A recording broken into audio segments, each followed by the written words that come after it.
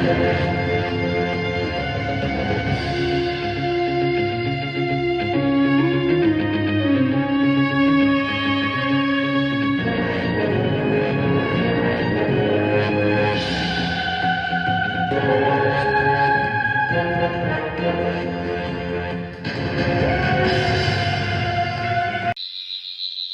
then, I'm reversing the pipes with neutron flow, so you should all be managed to lock in. Hello there, amazing viewers and subscribers, and welcome to Paul Who, the fantastic YouTube channel, all about our most beloved favourite Time Lords, and of course our all favourite TV show, Doctor Who. So, welcome to my review on the Empire of Death, the finale to season 40, and I absolutely loved it. I mean, I cannot contain my smile. I know some people didn't enjoy it. They thought it's a weak finale. To be honest with you, it is one of the best finales we have had for a very, very long time. And by saying that, I mean, basically, this is the best finale we've had since, basically, Road of Time the Doctor Falls. It's still not on that level, but it's still one of the best finales we've had in a very long time, considering that the last three finales of the season were basically rubbish for Jodie Whittaker. And I mean that by basically saying, you know, we had the Battle of Ranska, the Battle of whatever it was called, we have the Timeless Children, and of course we had the Vanquishers. And they were not very good solid finales. So, welcome to my review on the Empire of Death. And I absolutely love this episode. So coming in from the back, straight from the back of the episode of basically Sutek's biggest return, and of course you have Susan Triad basically becoming like one of Sutek's mentors, a bit like Marcus Garman did in the Pyramids of Mars. I actually quite enjoy this one because I like how the Doctor and Mal do run away.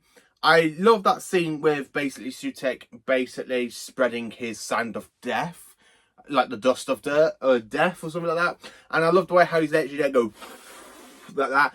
It's really disappointing to see that Unit kind of get turned into dust. So Unit does die. Everybody on the Earth dies at one point of the episode. Everybody in the entire universe dies. So there will be some spoilers in this video. So first of all, I love that battle scene at Unit with basically Kate Stewart basically giving it orders to fire. I really love when we had that 13-year-old person on his scooter with the guns built in, and he's there going like that. I love Kate Stewart's basically Kate Stewart does make me laugh. She goes, "One day I'm going to meet an enemy who is not afraid of bullets." So yeah, there's kind of like that where she goes, one day like that I want to meet somebody who is not immune to bullets. Something like the Brigadier once said in the Daemons. So I really like the connection with Kate Stewart saying that. It sounded like her father's line, but it was so good to actually hear her say it. Everybody gets turned to dust, including Rose Noble. And I was a little bit shocked when I saw all the Unit regulars kind of get turned into dust, including the two teenagers. I was like, oh my god, I turned into dust. So at one point, we've got the Doctor and Mal and Ruby are the only three surviving left because of basically the memory TARDIS. Now, you're probably wondering from Tales of the TARDIS, how did the memory TARDIS came about? So it actually came about from Unit, thanks to Ruby remembering basically the TARDIS image. And of course, we had the memory TARDIS. So he goes, what is a memory of a time machine? So I love the fact the memory TARDIS came into a big play of this. I love the memory TARDIS. So much stuff was crammed into it for Tales of the TARDIS, like with some of the old consoles. We got the 10th, 9th and 10th Doctor console. We have the 11th Doctor console. There was literally the 12th console, a little bit of the 13th Doctors. I absolutely loved it. Honestly, I absolutely loved it. And I loved the fact how they had the screen, and of course Pyramids of Mars kind of played into it, and they reused some of the imageries from Pyramids of Mars in this actual episode, which is why we had basically Pyramids of Mars from Tales of the TARDIS being played into it, new effects into it, because the effects was reused for this episode when you got Sutek travelling through the time vortex. Talking about Sutek, he was very, very easily defeated. Now, the Doctor lost. For the majority of the episode, the Doctor lost because everybody died in the universe. Because Sutek, after Pyramids of Mars, while the Doctor was travelling with Sarah Jane, Sutek managed to cling onto the TARDIS. So all those centuries basically the Fourth Doctor travelling with Leela, K9, Romana 2, Adric, Nyssa and Tegan. And of course then we've got the Fifth Doctor with Tarlo, Chameleon and Perry. We've got the Sixth Doctor with Mel. We've got the Seventh Doctor with Ace. We've got the Eighth Doctor with Grace. So all the time and space the Doctor has been to since Basic Pyramids of Mars, Sutekh was hitching a ride with the TARDIS. So I don't get that, because what happened when the 10th Doctor regenerated? He blew up the TARDIS. Same with the 12th Doctor. So did Sutekh literally just went, I can survive a regeneration blast? Plot hole. That is a little bit of a plot hole. When I was literally in the cinema, I cheered because, one, we had callbacks to planets from Classic Who. We had Taros. We had Sparadon. We had the Ood Sphere. So we had so many iconic callbacks to planets that have been in Doctor Who since Pyramids of Mars, and I really loved that. We had some fantastic shots, like the TARDIS being on Gallifrey for the 5 Doctors. We had shots of the TARDIS traveling through all time and space. We had a load of shots basically of the 9th and 10th Doctor's TARDIS, which I absolutely loved. So I love the fact we had so many callbacks in literally that fantastic shot of Sutekh telling the Doctor he's been on with the TARDIS. He's been basically one with the TARDIS basically since Pyramids of Mars, which I absolutely find it a bit interesting. Like, how did we not know? I thought the Doctor would have known if something was wrong with the TARDIS or for all this time, but no. So yeah, we did have that. So then, of course, using the memory TARDIS, the Doctor does travel to the universe, and of course, everything's been turned into dust. So the Doctor does have that moment where he's literally opened the TARDIS doors to the memory, into the memory TARDIS, and he's there screaming into the universe because Sutekh's won. Everything is dead. Sutekh does take over Mal in this episode, and I was like, what? No, they can't do that. They can't do that. Have a classic companion return just for her to kind of die. And it's okay because she does get rebooted. The whole thing gets rebooted because the Doctor does save the day. Then, of course, we have through like a little whistle, because the Doctor uses the whistle to try and control the TARDIS and get the TARDIS back to him, which I found a little bit weird, but I don't mind it, because I actually thought it was K9's whistle, because if we all remember in season 16, the Doctor had a whistle for K9. So I thought that was K9's whistle. So it's quite, I was like, yeah, that's K9's whistle. So I thought that was K9's whistle, but it turns out just to be a regular whistle. So when the Doctor kind of literally uses like a tightrope sort of thing, and he literally ties it around Sutekh, and he basically plugs it into the TARDIS. Now, Harbinger, she's easily defeated because basically something in the TARDIS opens up, and I think it's Artron energy. Now, Artron energy is deadly to gods, that we see in the Sarah Jane Adventures, in The Wedding of Sarah Jane Smith, because when Clylanga had the big zap of Arch energy from the TARDIS, he managed to defeat the Trickster with it. So I thought, is that how they're going to defeat basically Sutekh? Are they going to use the Artron energy? No, they don't use the Artron energy. I think it's Artron energy, but literally when it shoots basically Harbinger out of the TARDIS. So I was kind of like, oh, that's kind of interesting. I love the fantastic shots with the TARDIS travelling through the time vortex and the Doctor taking Sutekh, and he goes, what happens if you bring the God of Death to death? You get life. Ncuti is brilliant in the role of the Doctor. I absolutely loved it. I think my best friend Jamie loved it as well. Thanks to him taking me to the cinema, we both sat down and watched the fantastic two-parter.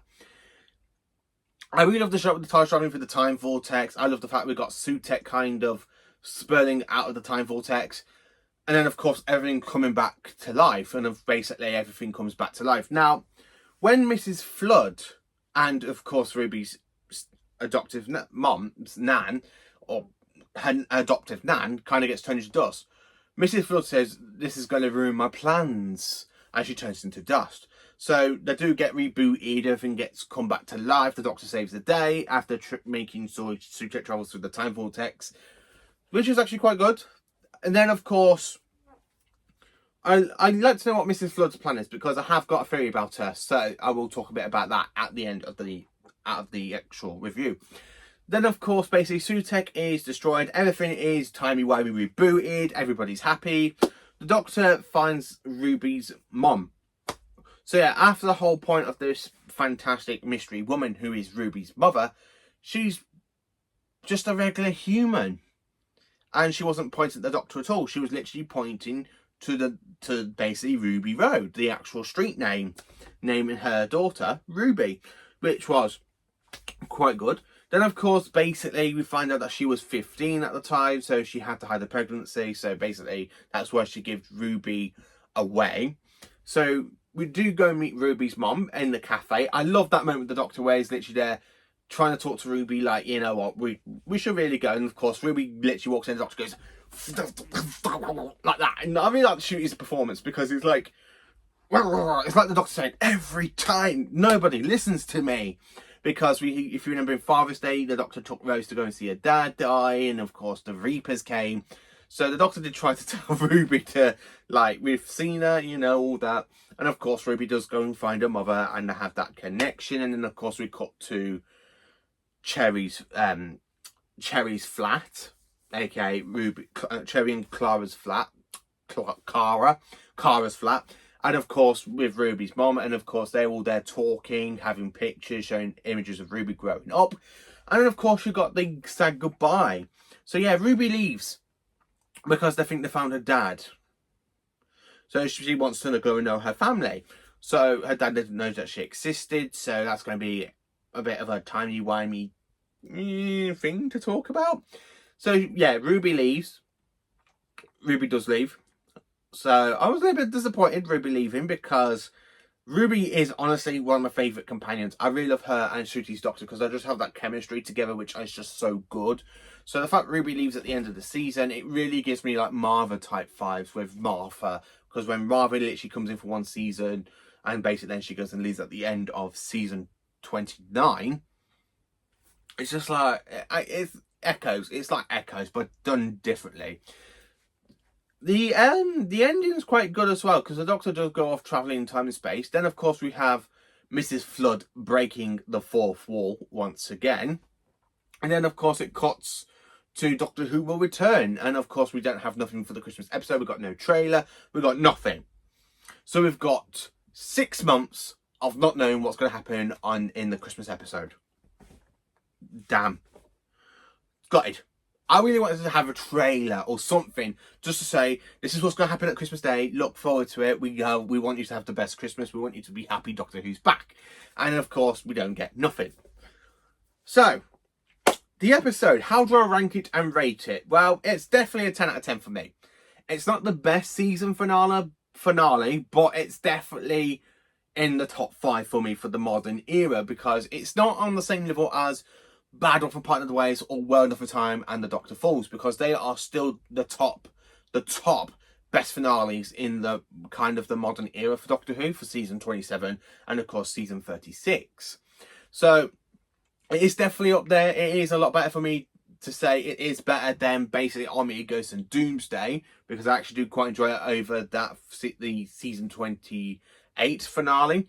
So yeah, I did quite enjoy this episode and ranking it is definitely a 10 out of 10. It definitely is. And rating it is an A with 6 pluses. So it is an A plus 6 pluses because I absolutely quite enjoyed this. So there will be a season overhaul at some point because I will basically want to talk about my whole thoughts on this season and how much did I love it. And then, of course, breaking the fourth wall. I mean, I've got so many theories going on in my head at the moment. Just so many stuff going on in my head. So, theory number 1. The Time Lords are back. So, the reason I'm thinking of the Time Lords is because when Sutek basically brought all life back into the universe because he's the god of death. And, of course, if death meets death, you get life. So, my theory question is the Time Lords back? Is Gallifrey back because of Sutek? And, of course, do we have to wait until basically the end of Nsuti's era to see if the Time Lords have come back from the Master's basically devastation? You know? Yeah. I kind of hope so. I do hope the Time Lords are back. Mrs. Flood, she's the only one out of basically the saga between the Church on Ruby Road and Empire of Death. She is still got a big part to play. So there's something for her. There's something big going on with Mrs. Flood. So, theory number 1 for me. When I saw her literally wearing the kind of fur coat, my mind instantly thought of Romana Lalanda Lunda. Because in basically the Repos of Death, we see, well, in the Repos operation, we see Romana, played by Mary Town, wearing the fair coat. So I kind of got echoes of Romana, and then I thought, no, not Romana. She's got to be another Time Lord. Is it the Irani?